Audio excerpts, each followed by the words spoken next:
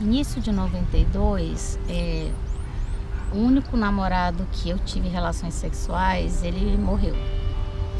E a gente já não estava namorando fazia uns 6 meses. Mas ele morreu rápido. Foi de uma meningite por fungos. Como o pai dele era médico, ele desconfiou o menino de 19 anos morrer, né, dessa forma, uma doença que dá sempre em pessoas imunodeprimidas. Ele coletou o sangue dele, né, durante o período da doença. E aí, 2 meses depois que ele estava morto, é que saiu o resultado HIV positivo. E aí o pai pediu para uma enfermeira do hospital dele me informar que era para eu fazer exame, porque eu tinha namorado com o filho dele há 2 anos, né? Por 2 anos. E foi assim que eu descobri o HIV na minha vida. Eu também tinha 19 anos. Fazia 1 mês e meio, mais ou menos. Faltava 1 mês e meio para eu completar 20 anos. Através de uma relação por traição, mas foi bem tranquilo na época. Só que quando eu descobri, a gente já não estava mais junto. Daí eu cheguei nele, perguntei, ele falou que já tinha descoberto, eu já estava fazendo tratamento. Hoje em dia a gente conversa tranquilo, numa boa, mas só também. Mas a minha história como eu descobri foi em 2017, no final do ano, em dezembro. E foi muito complicado porque eu estava num evento sobre HIV, que era um evento acadêmico. E aí eu tava meio que aprendendo, né? Aí eu falei assim, por que não fazer o teste? E aí eu fiz o teste e deu positivo. Eu fiquei, meu Deus, não acredito. E eu fiquei naquela coisa, né, que todo mundo tem, de que, ai, e agora, como é que vai ser minha vida?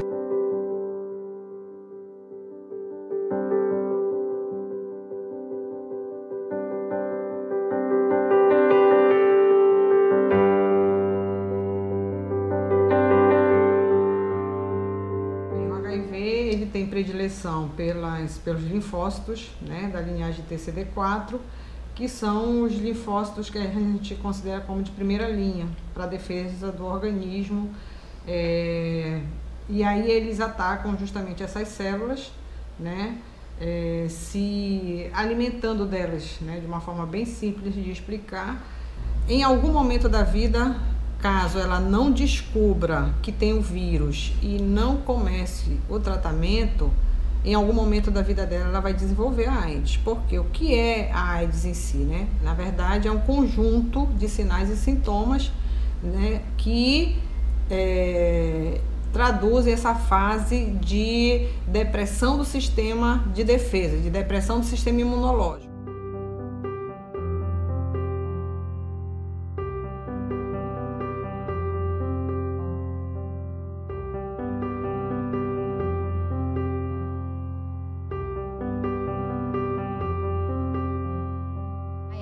Meu diagnóstico, eu fiquei ainda alguns anos sem desenvolver AIDS, né?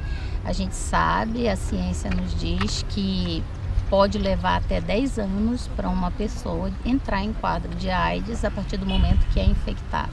E eu não tenho AIDS, eu nunca entrei em quadro de AIDS, né? O AIDS é quando a teu CD4, que as células de defesa do corpo, elas estão tão baixas que o teu corpo não tem mais capacidade de se defender de outras doenças. E aí tu fica vulnerável a qualquer coisa, entendeu? Então, eu só tenho o vírus HIV, né, no meu corpo, que está detectável também. As AIDS é bem mais pra frente. Eu descobri, eu tinha 2, 3 meses de contrair o vírus. Eu comecei a fazer o tratamento, com 6 meses eu negativei o vírus, que é o modo que ele fica adormecido. Depois disso, só fazer o tratamento certinho. Com a minha experiência, eu descobri, na verdade, que logo depois das minhas primeiras relações sexuais, em 1990, com esse namorado, eu fui infectada. Eu tive um quadro agudo de AIDS. Eu tive gânglios aumentados, uma febre que durou, assim, 1 semana mais ou menos, de 7 a 10 dias eu tive esse surto, né? Febre, gânglios aumentados, um cansaço extremo, eu precisei ir ao médico, mas isso tudo passou. Do mesmo jeito que veio, passou, e dizia assim, é uma virose. A AIDS foi um boom na nossa juventude, né? Então, por exemplo, assim, na época que eu era jovem, a vida sexual das pessoas estava começando a passar pela abertura. Nossa, não é mais preciso casar virgem, vamos ter uma relação, todo vai poder ter uma relação sexual, tal. Só que aí, no meio disso tudo, o que aconteceu? a explosão da AIDS, que foi em 1987, 1988. E aí, com isso, foi, tipo, teve um rearranjo, né? Toda aquela liberdade que as pessoas tinham buscado sexualmente, ela voltou a ser, não, peraí, não é assim. Tá acontecendo uma coisa nova, tem que ter uma prevenção, não pode sair transando com todo mundo porque é perigoso. Então, assim, ao mesmo tempo que a minha geração descobriu que podia fazer sexo, ela também teve que reconsiderar isso a partir dessa explosão da AIDS, né? E aí depois foi evoluindo, como que é a primeira coisa, a prevenção, como que é o contágio. Nessa época, sim, a gente teve que aprender, tinha tabu, tem contágio com beijo, tem contágio com aperto de mão, não, só tem... Então, assim, foi um novo aprendizado. A questão de dentista também tinha muito essa preocupação de você ir no dentista Dentista não usava luva, não né? usava luva, não usava, então cabeleireira, as coisas de manicure, trocar, não esterilizava. Então, várias preocupações, né?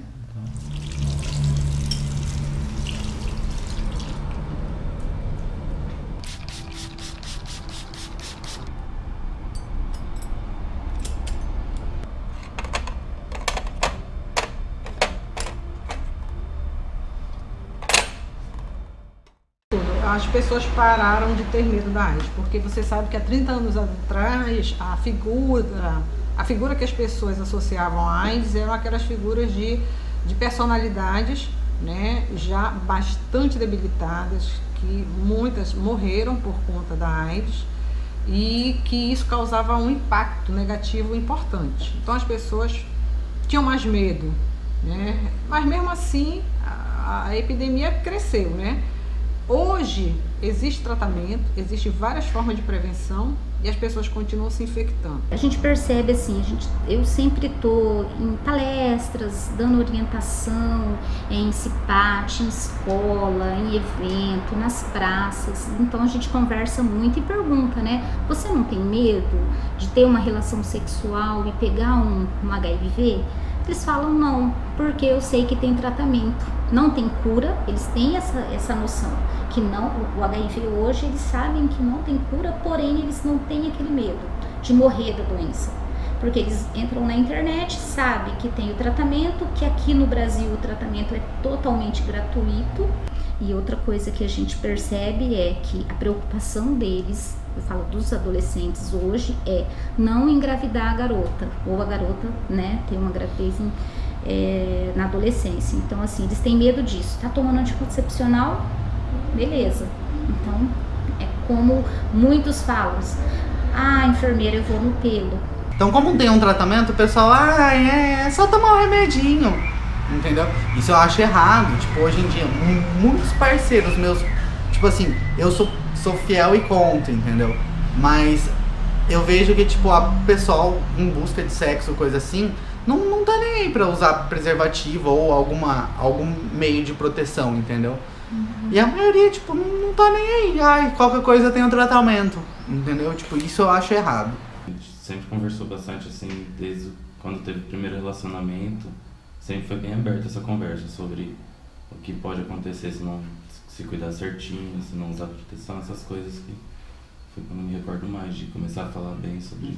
E principalmente pela mãe, né? Porque não procurava muito o pai para falar não, mas mais pela mãe deles. Os dois extremos do país estão com índices altos. Rio Grande do Sul, né? E o Amazonas. Aí explica por quê. Porque disso é porque as pessoas não estão se prevenindo. É uma questão cultural, né? É uma coisa que precisa ser estudada, melhor estudada. Certo? É a falta de informação? Será que a gente está falando pouco sobre isso? O poder público está pecando nisso?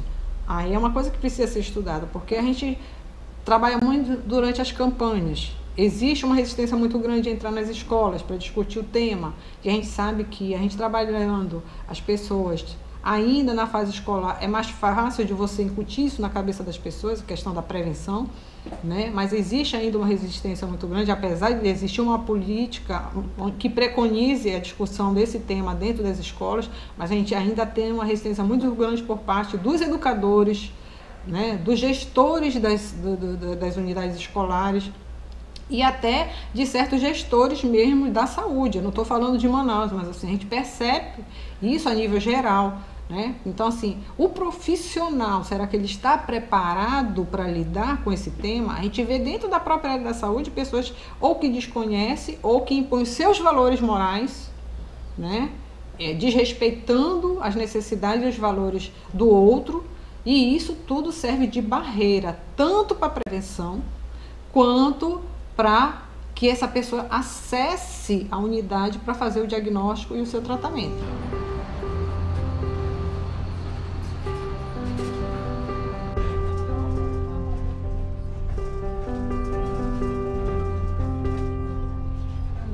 A minha questão do HIV, a minha sorologia é pública, mas a primeira coisa que os homens, quando eu digo que eu sou uma mulher que vive com HIV, né, a primeira coisa que eles me perguntam é: como você pegou HIV? E aí fica essa pergunta para todos, para a sociedade pensar, né? Quando alguém diz que tem câncer, ninguém fica perguntando como você pegou câncer, né? Mas quando é uma questão sexual, as pessoas sempre fazem essa pergunta. E essa pergunta, ela já traz um preconceito velado, né? Um julgamento sobre a pessoa. Isso não é o mais importante. O mais importante é como a pessoa se apresenta para você. É quem é essa pessoa que está falando com você. E a pessoa que vive com HIV, se ela quiser falar para quem quer que seja como ela adquiriu o HIV, ela vai falar sem qualquer pergunta a respeito disso. De vários tipos e várias formas. Tanto de parceiros, ou eu já perdi 2 empregos por conta disso. Não vou falar o nome da empresa, óbvio. Só que eles também me deram esse motivo certinho. Tipo, falaram as 2 empresas que era demissão de funcionários, só que...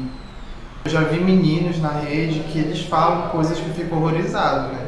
Mas comigo mesmo nunca aconteceu, assim. Nem como eu dizer que, sofri preconceito por ter HIV. Mas a gente sempre encontra em relacionamentos, em amigos, pessoas que acabam evitando de certa forma, né? Tem um lado bom e um lado ruim de você expor sorologia. O lado bom é que algumas pessoas te veem como referência, né? Te procuram quando elas sabem que aconteceu alguma coisa que não tem quem contar, eles sabem como proceder. Mas o lado ruim é que algumas pessoas se afastam, né? Ou o lado bom também, né? Porque se essa pessoa se afastou de ti por causa do vírus, talvez ela nem fosse uma pessoa interessante de manter por perto, né? Acho que é um tabu e acho que é um problema, porque, por exemplo, eu sei de pelo menos 1 ou 2 pessoas que têm AIDS e que não têm coragem de contar para as pessoas que convivem com elas, de medo do problema da aceitação, tudo. Então ainda é um tabu. E principalmente nas menos informadas também, né? Principalmente as famílias menos informadas. E essa questão que a Alba falou também, às vezes a pessoa se trata e não tem coragem de contar, né? Porque na nossa época era um problema. Ainda é, eu ainda acho, é, né? Ainda é, né? Fulano tem AIDS, meu filho, né?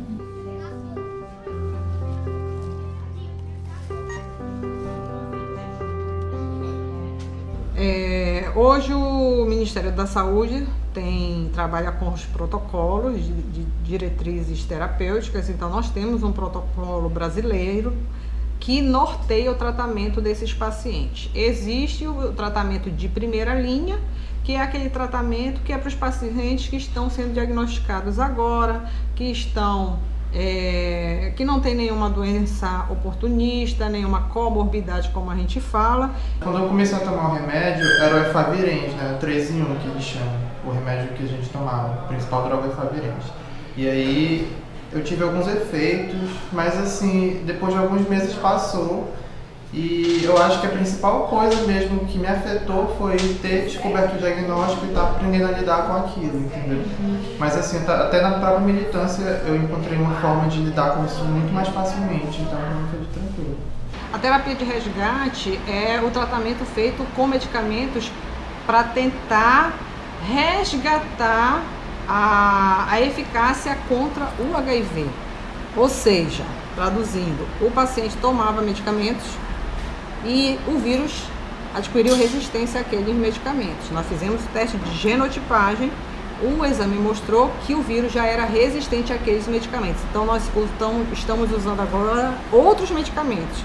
Eu tomei vários esquemas já, né? Não é o primeiro esquema que eu comecei, que eu tô tomando hoje, né? Aí cada um evolui de um jeito. Mas se tu me disser assim, eu tenho dores de cabeça constantes mesmo, e eu sei que isso é efeito cumulativo dos remédios que eu tomo, né? Há mais de 20 anos. Às vezes me dá ainda uma indisposição, né, abdominal. É raro, não é assim todo dia essa questão da indisposição abdominal, mas a gente tem sim problemas nas articulações, né? A ciência também já tem estudado a questão do envelhecimento, né, que vai de 5 a 15 anos, envelhecimento da gente que vive com HIV, assim, aquele efeito cumulativo, tanto do processo inflamatório do próprio vírus no organismo, né, como também os efeitos colaterais dos remédios. Então a gente precisa aprender a administrar tudo isso, né? Temos qualidade de vida? Eu diria que sim, mas não é fácil tomar remédio todos os dias, né, pro resto da vida, porque por enquanto ainda é assim, não tem cura. Então é melhor prevenir. Esse que é eu acho o pior do HIV, não é tipo, eu tenho HIV, tipo, é o tratamento em si que é ruim. Porque você toma um remédio para controlar o vírus, daí esse remédio te deixa mal, daí você toma outro remédio para te deixar bem de novo. E daí vai tomando, quando você vê, você tá tomando 5, 6 comprimidos por dia. Sendo que o do HIV é só um, entendeu? Então, tipo, viver com o vírus do HIV é tranquilo.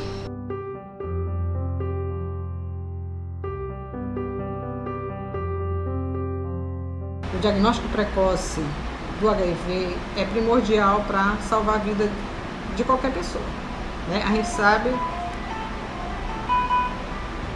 que as pessoas se relacionam, muitas vezes, isso é uma cultura do brasileiro, não procura médico, ele só procura quando ele está doente, né? E no caso do HIV, isso pode ser tarde demais, porque o HIV, para ele produzir doença, para ele produzir sintoma, é quando o organismo já está com uma imunidade muito comprometida. Já fiz vários testes de HIV, até por conta de outra linha de transmissão, alguma cirurgia, alguma coisa. Então, é uma coisa que o médico pede. O que a gente faz de prevenção, eu acho, é ter, no meu caso, é manter os meus exames em dia. Então, se eu vou, o médico pede, eu preciso, talvez você tenha contato com alguma coisa, manicure, dentista, você fez uma tatuagem, você fez não sei o que, então isso assim, ou você vai doar sangue, você vai fazer um teste. Então assim, é a única prevenção que a gente tem hoje em dia, até porque diante de um relacionamento de 30 anos é difícil, né, você ter uma confiança muito grande. Então a gente faz a prevenção dessa maneira. A minha parte sempre foi assim, saber, né, os riscos, se informar bem sobre o que pode acontecer caso você não use a proteção, e manter os exames também, assim, sempre que vai ao médico, sempre ver se está acontecendo alguma coisa diferente no corpo, e se tiver, procurar um médico. A conversa também ajuda bastante com eles, foi uma boa parte da... acho que é isso mesmo, 30 anos de tem relacionamento, confiar, né? Agora não vamos saber a verdade. Quando você sabe a sua sorologia, você está se tratando, você consegue atingir o que a gente chama de carga viral detectável. E com essa carga viral detectável, você não transmite mais HIV por via sexual. Entendeu? Porque a gente fala muito da questão do uso do preservativo, né? Mas o detectável e o transmissível também é uma forma de prevenção do HIV. Hoje, a gente tem outras opções. A gente tem o que a gente fala prevenção combinada. Eu tenho, dentro dessa prevenção combinada, eu tenho a mandala, que é uma caixinha com várias opções para eu, Denise, né, escolher a melhor forma de eu fazer a minha prevenção. Então, como que tem? Lá dentro da caixinha da prevenção combinada, eu tenho o preservativo masculino e feminino, que é a melhor opção. Por quê? Ele previne de todas as ISTs, não é só do HIV, né? Então previne da sífilis, das hepatites virais, lembrando que a hepatite B, a hepatite C é uma IST. Então assim, dentro da mandala tem as vacinas, que é da hepatite B, da HPV, tem a prevenção, né, o uso do preservativo masculino e feminino, eu tenho a PEP, eu tenho a PrEP e tenho a testagem rápida, porque a partir do momento que eu sei o meu diagnóstico, eu vou entrar em tratamento. Então assim, a gente sempre orienta fazer a testagem, se expôs e não usou camisinha, teve uma relação desprotegida, procurar um 24 horas até nas 72 primeiras horas para iniciar a PEP, e se for população-chave, que é elegível, né, a PrEP, iniciar a PrEP. É bom que se fale, né? É bom que se leve informação, e eu acho muito bom que isso aconteça. É importante as pessoas se veem, né, representadas naquelas que já superaram essa questão, né, dessa barreira do autoestigma, que a gente fala muito sobre isso, né? Eu demorei muito a ter essa visibilidade positiva, a falar publicamente de HIV, né? Cada um tem o seu momento, o seu contexto de vida, né? E hoje eu falo abertamente porque é importante que eu fale para que outras pessoas entendam também que ninguém mais tem aquela cara específica, né, da época do Cazuza, aquela capa da foto do Cazuza ali na revista Veja, né, que mudou. A cara da Aide também pode ser a minha cara, né? Essa mulher de 46 anos, mãe, né? E tô aqui. Ninguém olha pra mim e diz, essa mulher vive com HIV, né? Essa mulher tem AIDS. Ninguém diz mais nada dessa forma, né? Não tá mais na cara, como era no início, nos anos 80. Isso é importante dizer. Pelos dois lados. É importante dizer que não tem esse estigma mais, que a gente tá aí, a gente tá vivendo, e que a gente pode ter todos os nossos direitos preservados. A gente que vive com HIV, a gente não é diferente de ninguém, sabe? A gente tem uma vida, a gente trabalha, a gente estuda, a gente se relaciona, a gente faz sexo, inclusive sem camisinha também, né? Porque a gente também pode estar dentro de um relacionamento estável que a gente confia no nosso parceiro a ponto de a gente fazer sexo sem camisinha, né? Então, não tem mistério, sabe? Às vezes as pessoas associam muito o HIV a uma imagem do passado que já não existe mais, né? Então, se eu puder deixar essa mensagem para as pessoas, eu acho que vai ser bem importante.